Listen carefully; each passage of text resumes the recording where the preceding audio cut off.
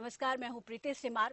जैसलमेर के होटल में सियासी हलचल एक बार फिर से तेज हो गई है। विधायकों का फोन टेपिंग कांड गहलोत सरकार के लिए मुसीबत बन गया है। जैसलमेर के सूर्यगढ़ के होटल में ठहरे कांग्रेस के कुछ विधायकों के फोन टेप होने की जानकारी के बाद विधायकों ने नाराजगी जताई और कहीं पर सरकार बचाने के लिए चक्कर में कहीं ना कहीं यहां पर ये लग रहा है कि गहलोत जो है वो अपने ही चाल में फंसते नजर आ रहे हैं, खुद ही अपनी मुसीबतें बढ़ा रहे हैं।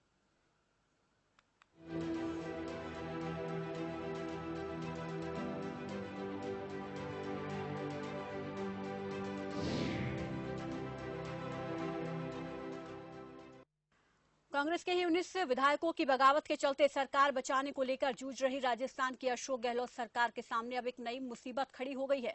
जैसलमेर के सूर्यगढ़ होटल में ठहरे गहलोत खेमे के विधायकों के फोन टेपिंग की सूची सोशल मीडिया पर वायरल होने के बाद कांग्रेस की आंतरिक राजनीति और ज्यादा तेज हो गई है और इस सूची में जिन विधायकों के नाम हैं उन्होंने जमकर नाराजगी जताई है। राजस्थान की सियासत में चल रही उठापटक का असर अब बीजेपी पर भी कहीं ना कहीं दिखता दिखाई दे रहा है।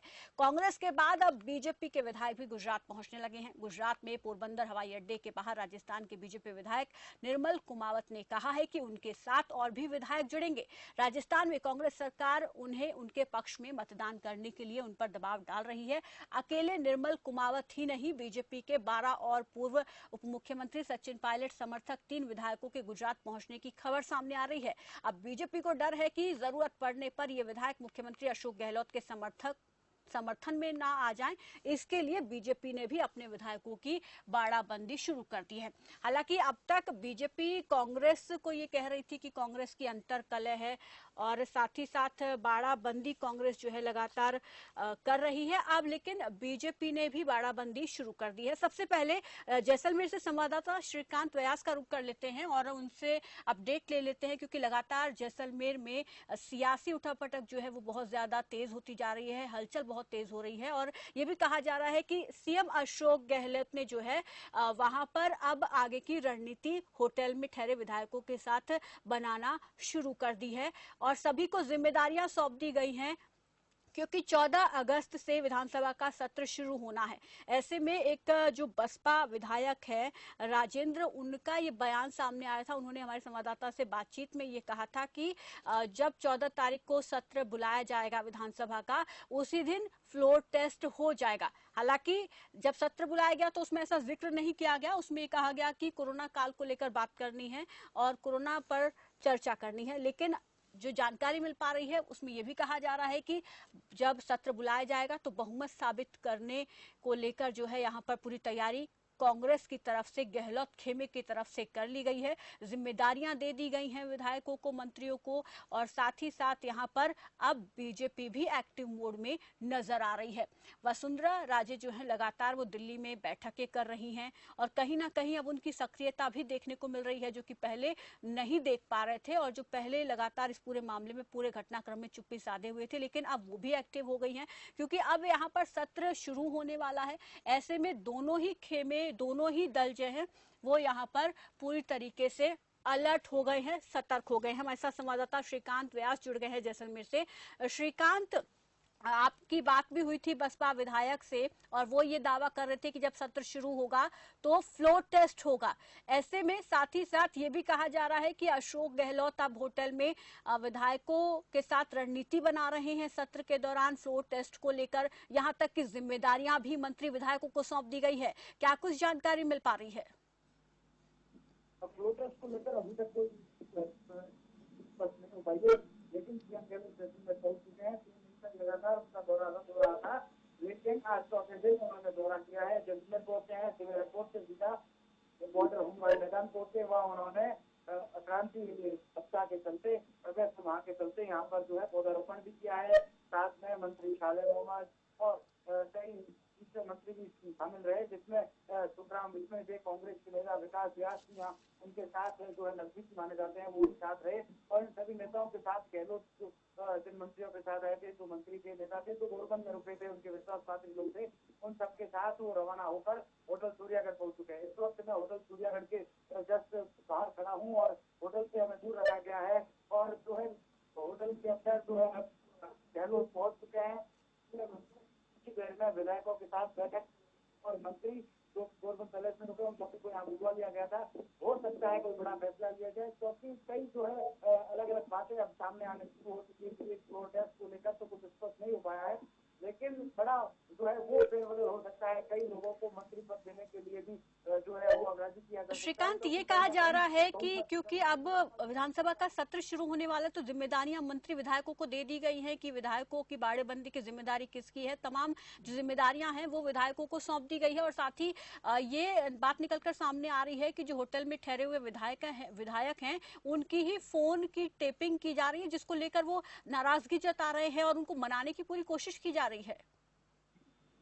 मैं आपको बता दूं, सीएम ने सिरे से नकार दिया है कि हम लोग फोन टैपिंग में कोई भरोसा नहीं रखते हैं। आज सीएम ने जब एयरपोर्ट के बाहर मीडिया से बातचीत की और उनसे सवाल किया गया कि आप अपने ही विधायकों के फोन जो है रिकॉर्ड मीडिया पर बनाने आ रही है और साथ ही साथ भाजपा भी आरोप लगा रही है, तो क्या कहना होते हुए बताया हम जो है प्रोटेस्ट के लिए सब तैयार है। और टैपिंग की रही बात, तो टैपिंग हम नहीं कर रहे हैं जी। जो है अभी अंदर से कोई ऐसी बात नहीं आ पा रही है जिसमें स्पष्ट हो पाए कि कौन टैप किए जा रहे हैं, लेकिन नेटवर्क की प्रॉब्लम जो है होटल के बाहर देखने को मिल रही है। हम भी जब कहीं संवाददाता जो जुड़े हुए हैं चैनल से, उन्हें भी कहीं ना कहीं तकलीफ हो रही है, लेकिन हो सकता है कि कोई वो अब निकल कर बाहर जमे वाली है, क्योंकि क्या लगता है को बसपा के विधायकों के जो है वो निर्णय आने वाला है। साथ ही साथ बसपा के विधायक राजेंद्र उगला ने जब हमसे बात की थी, जो उन्होंने कहा था कि हम कांग्रेस, लेकिन वो तो गहलोत को ही करेंगे, स्पष्ट रूप से उन्होंने कह दिया था। एक तरफ टैपिंग को सिरे से गहलोत में कर रहे हैं, दूसरी तरफ आरोप टैपिंग के। कुल मिलाकर इस रेगिस्तान में सियासी दंगल की उठापटक अब जोरा पर है, क्योंकि कम दिन है।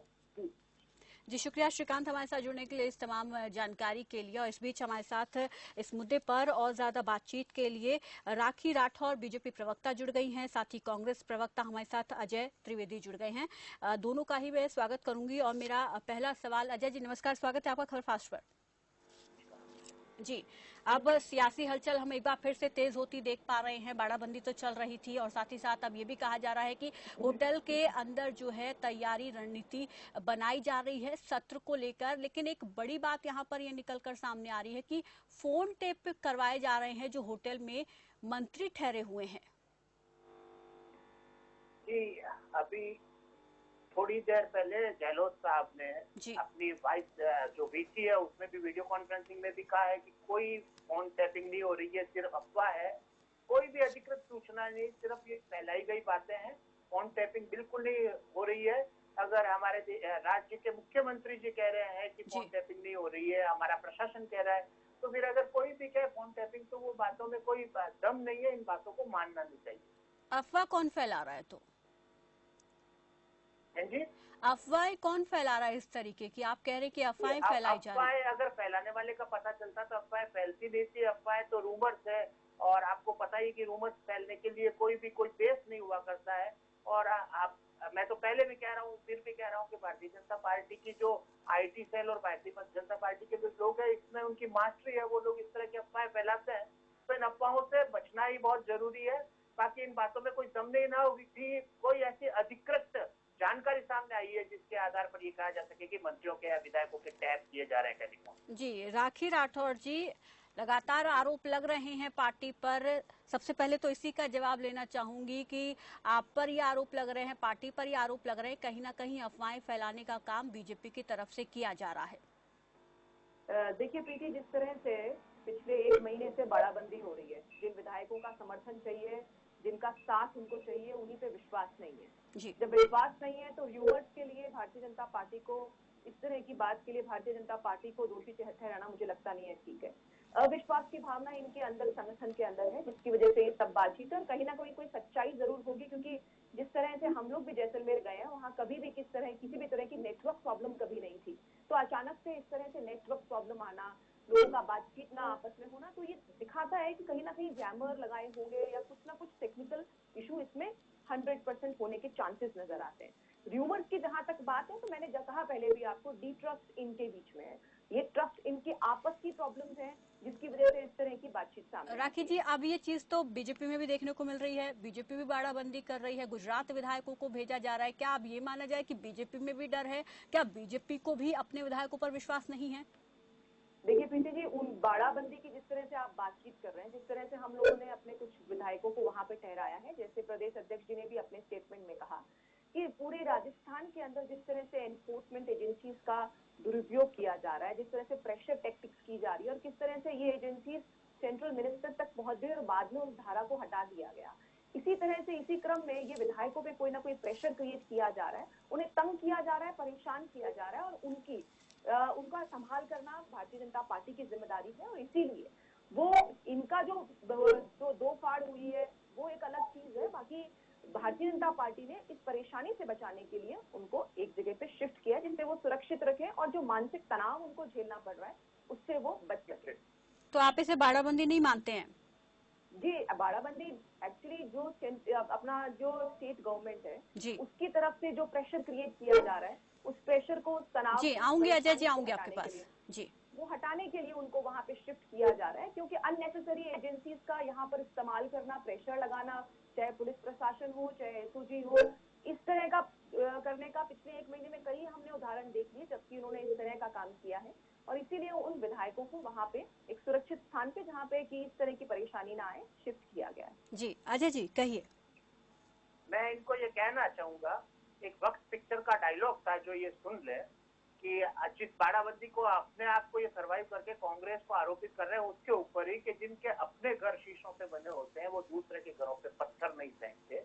ये जो कुछ कर रहे हैं वो तो है चमत्कार और कांग्रेस ने कर दिया था अत्याचार। इनके जो एजेंसीज है जिन्होंने लगातार ईडी के छापे मारे, जिनकी सीबीआई एजेंसीज ने लगातार छापे मारे, वो तो सब नैतिकता की श्रेणी में आता है। परंतु इनके साथ में अगर कोई भी दिक्कत हुई जो हुई नहीं है, सिर्फ इनके कोर कल्पिता जहन में है, वो सारी के सारी चीजें के जो है उनके लिए ये सब कुछ प्रासंगिक हो गया है। ये कुछ सही हो गया, हमारी तो बाड़ाबंदी भी सही है। पहली बात मैं इनको ये कहना चाहूंगा कि कृपया इसे बाड़ाबंदी का नाम नहीं दे। ये विधायक जो होते हैं, विधायिका के सदस्य होते हैं जिन्हें हम लेजिस्लेटिव के रूप में जानते हैं, and legislative is a part of government. हमारे 3 स्तंभ है, उसमें विधायिका भी एक स्तंभ है। बाड़ाबंदी में तो कैटल क्लासेस को भेजा जाता है। तो इस तरह के तो फिर अजय जी खुला क्यों नहीं छोड़ दिया जा रहा विधायकों को? करने के पक्ष में हूँ और ना ही कांग्रेस के विधायकों के लिए इस तरह का पक्ष लेना चाहिए। रहा सवाल बार बार बाड़ाबंदी बाड़ाबंदी कह के, और ये कांग्रेस अजय जी फिर खुला क्यों नहीं छोड़ रहे हैं अपने विधायकों को? क्यों एक होटल से दूसरे होटल में शिफ्ट करा देते हैं कर पाएंगे और वहां से बाहर नहीं निकलने दिया जाता है? नहीं, ये तो एकता की बात है और सब एक साथ खड़े हैं। आप देखिए, मैं 50 क्लिप्स आपको तो जब से सरकार बनी थी तब से ये एकता दिखाते बार है। और ये जो कह रहे हैं ना कि टेलीफोन पे जैमर लगे हुए हैं, हमारी विधायक मनीषा पवार से मैं बराबर कोऑर्डिनेशन में हूँ। मेरे उनके व्हाट्सएप मैसेजेस आ जा रहे हैं, टेलीफोन आ रहे हैं, दूसरे एमएलए से भी मेरी बात हुई है। इस तरह ये क्या है कि सारी हाइपोथेटिकल बातें हैं और उसको करने में मास्टरी, मैं कह रहा हूँ ना, इनकी तो मास्टरी है। इस तरह की कोई बात नहीं कि वो लोग संपर्क में नहीं है, सभी लोग संपर्क में है, कम्युनिकेशन है, कोई जैमर नहीं लगा हुआ, बहुत अच्छी सी बातचीत होती है। इनको कहिए कि मैं नंबर देता हूँ, अभी ये बात करेंगे, आराम से बात हो जाएगी। व्हाट्सएप पे 2-4 अच्छे पोस्ट आए, अगर ये शेयर करना चाहे तो वो भी कर देंगे। एमएलए के मैं नंबर दे दूंगा इनको बड़े शौक से। ये तो बात कोरकल्पित कह रहे हो और मैं दरअसल पे हकीकत के साथ में प्रमाण के साथ कह रहा हूँ। जी, लेकिन यहाँ पर एक बड़ा सवाल अजय जी ये भी है कि अब एसओजी की तरफ से एफआर फाइनल रिपोर्ट दे दी गई है। कहा गया है कि हम कोई कार्रवाई नहीं करना चाहते हैं। पहले एसओजी को ये कहा जाता है कि वो नोटिस भेजे, सचिन पायलट को नोटिस भेजा जाता है, बगावती सुर पार्टी में देखने को मिलते हैं, और अब एसओजी ये कह रही है कि हम कोई कार्रवाई नहीं करना चाहते हैं। तो कहीं ना कहीं यहाँ पर अशोक गहलोत खुद ही अपनी सरकार को अल्पमत में ला रहे हैं और आरोप दूसरे पार्टियों पर लगाया जा रहा है। नहीं, ऐसा कुछ नहीं है। देखिए, एफआईआर और एफआर का मतलब यही है, एक सामान्य कानूनी प्रक्रिया। प्रथम दृष्टया में यदि किसी चीज को, एफआईआर का मतलब ही प्रथम दृष्टया रिपोर्ट है। अगर कोई चीज लगी तो उसके ऊपर एक छोटा सा इन्वेस्टिगेशन हुआ, इन्वेस्टिगेशन में लगा कि वो चीजें नहीं है। लेकिन आपकी पार्टी में तो इतनी उथल पुथल हो गई ना इस छोटी सी एफआईआर को लेकर। ये तो सामान्य कानूनी प्रक्रिया है और इसमें अशोक गहलोत साहब का कोई लेना देना नहीं है। लेकिन सरकार तो सर अल्पमत में आ गई, आपकी सरकार तो अल्पमत में आ गई इस वजह से। जी, अल्पमत सचिन पायलट के साथ 19 विधायक बागी हो गए। और कोई गिनती या फ्लोर टेस्ट हुआ जो कह सकते हैं अल्पमत में आई है? किसने कहा अल्पमत में आई है? फिर क्यों आप तो अभी तक फिर क्यों होटल्स में छिपे फिर रहे हैं? क्या चीज कर रहे हैं? बार बार होटल्स में क्यों अदला शिफ्टिंग हो रही तो है? क्यों होटल्स में विधायकों को बंद किया जा रहा है? अल्पमत तो सिर्फ और सिर्फ अविश्वास प्रस्ताव के बाद ही तय होता है कि अल्पमत में है या तो नहीं है। पहले उसको इतनी कह देंगे अगर होटल में रहे, घर में रहे, बाहर रहे, पर इसको अल्पमत की श्रेणी में कैसे डाल तो देते हैं? खुलकर क्यों नहीं आते हैं अशोक गहलोत और क्यों नहीं बहुमत साबित कर देते हैं? क्यों नहीं कहते हैं कि इतना संख्या बल हमारे पास है? विधायक अगर एक साथ रहते तो अल्पमत में होते हैं, जी अल्पमत में नहीं है और सक्षम तरीके से कितना संख्या बल है सर आपके पास? कितना संख्या बल है? संख्या बल आपसे जान लेते हैं। जितना बहुमत के लिए चाहिए उससे अधिक है। 102 से ज्यादा है 100%। फिर इतना क्यों मामले को खींचा जा रहा है? क्यों नहीं अशोक गहलोत जो है सामने आते हैं और बहुमत साबित कर देते हैं? अशोक गहलोत जितना तो सामने शायद राजस्थान में कोई आया ही नहीं होगा। जी राखी जी, और उन्होंने छाती ठोक के राजभवन में धरना दिया है कि हम अपना बहुमत बता रहे हैं, आप हमें सत्र करने की परमिशन दीजिए। अपन कैसे ये विरोधाभासी बात कर सकते हैं? अशोक गहलोत सामने नहीं आ रहे। तो अब ये मान लिया जाए कि संख्या बल आप लोगों के पास है, जब सत्र शुरू होगा तो क्या पहले दिन ही आप लोग उसमें बहुमत साबित करेंगे? बहुमत के साथ ही अंदर जाएंगे। जी राखी जी, सत्र में जी क्या कहेंगे आप? देखिए, सबसे पहले इन्होंने दो एजेंसीज का कंपैरिजन किया, ईडी का और एसओजी का। मैं बताना चाहूंगी कि जो ईडी की रेड हुई उसके अंदर उनको मैटर मिला है, उनको पैसा मिला है, उनको इस तरह के कागजात मिले हैं और ये मैटर बहुत पुराना 2007 का था, जिसके संदर्भ में पूरे देश में 13 जगहों पे और 4 राज्यों पे ये रेड हुई। जहां तक एसओजी के इस्तेमाल की बात है, सबने देखा कि सबसे पहले किस तरह से प्रेशर टैक्टिक्स के द्वारा राजद्रोह का केस लगाया जाता है, उन धाराओं को हटाया जाता है। एफआईआर की फुल फॉर्म भी इन्होंने बताई कि प्रथम दृष्टया रिपोर्ट होती है, लेकिन ये प्रथम दृष्टया क्या पहली बार कर रही है क्या एसओजी, जो उनको मालूम नहीं चला कि सबसे पहले कि ये धाराएं लगती ही नहीं है। तो देखिए प्रीति जी, साफ तौर पे नजर आता है कि ये कहीं ना कहीं पे कोई प्रेशर बनाने की काम किया गया था, इसलिए एसओजी की कार्रवाई और ईडी की कार्रवाई कंपेरेबल नहीं है। अशोक गहलोत जी के बारे में अभी सीएम साहब के बारे में कह रहे थे कि सामने आए, मैं तो कहना चाहूंगी सही बात है, ऐसे पहले मुख्यमंत्री होंगे जो सामने आकर के अपने डिप्टी सीएम को निकम्मा नकारा कहा, ऐसे सीएम होंगे जिन्होंने आकर के राजभवन में राज्यपाल जी को चेतावनी बड़े शब्दों के अंदर कहा कि अगर आप ऐसा नहीं करेंगे तो जनता आपको घेराव करेगी। हाँ, ये पहली बार ऐसा मुख्यमंत्री सामने आया और ये आउट ऑफ फ्रस्ट्रेशन है, आउट ऑफ घबराहट है। और जहां तक बातचीत की बात है, मैं उस किसी जनप्रतिनिधि से बातचीत नहीं करना चाहूंगी जो अपने काम को छुपा करके, अपने काम से भाग करके कहीं जाकर के बैठे हैं और 1 महीने तक तो उनकी जो क्षेत्र की जनता है वो प्रॉब्लम है। आपको बात करानी तो क्षेत्र की जनता से कराइए सर, मेरे से बात कराने से कुछ नहीं होगा। जनता देख रही है, हमने वीडियोस देखे हैं बहुत सारे, जिसके अंदर लोग ये कह रहे हैं कि हमारे एमएलए से हमारी बातचीत नहीं हो पा रही है, हमारा कनेक्ट नहीं हो पाया, कैसे होगा। खाद्य सुरक्षा में देखिए अभी कितना हुआ कि जो सेंटर से सामान आया वो नहीं मिल पाया क्योंकि डीलर खा गए। एसीबी की रोज कार्रवाई हो रही है। बजरी आप देखिए माफिया किस तरह से आ रहे, किस तरह से कानून व्यवस्था। और अभी अभी आपने न्यूज देखी कि जोधपुर में क्या हुआ, जो पाक विस्थापित है वो उनकी वहां पे मृत्यु हो गई, कैसे हुई? तो कानून व्यवस्था पूरी खराब पड़ी है। बेटर ये है कि अगर बहुमत है तो बाहर आइए, संभालिए जनता को, क्षेत्र को संभालिए। कौन मना कर रखा है? मैंडेट आपको मिला हुआ है, आप करिए ना कार्रवाई। कौन मना कर रहा है इस बात के लिए? डर है तभी 1 महीने से छुपे हुए बैठे हो। शर्म की बात है यानी कि ये जनता को जिस समय जरूरत है उस समय वहां बैठे। जी बिल्कुल, दावे तो किए जा रहे हैं कि संख्या बल पूरा है, लेकिन खुलकर सामने नहीं आ रहे हैं, तो कहीं ना कहीं अपने आप ही सवाल उठ रहे हैं। शुक्रिया आप दोनों का हमारे साथ जुड़ने के लिए, बातचीत करने के लिए। तो कहीं ना कहीं दावा जरूर किया जा रहा है कि हमारे पास बहुमत का आंकड़ा है, लेकिन जब तक खुलकर सामने नहीं आएंगे इस दावे पर विश्वास नहीं किया जा सकता है। और 1 दिन बाद यानी कि 11 तारीख को कोर्ट का फैसला आने वाला है, कोर्ट में सुनवाई होने वाली है। उसके बाद जो है और हम देख पाएंगे कि राजस्थान की जो सियासत है उसमें और क्या नया मोड़ आएगा। और 14 अगस्त से सत्र शुरू होगा, तो उसके बाद क्या गहलोत सरकार अपने आप को बचा पाएगी, बहुमत साबित कर पाएगी, ये देखने वाली बात होगी।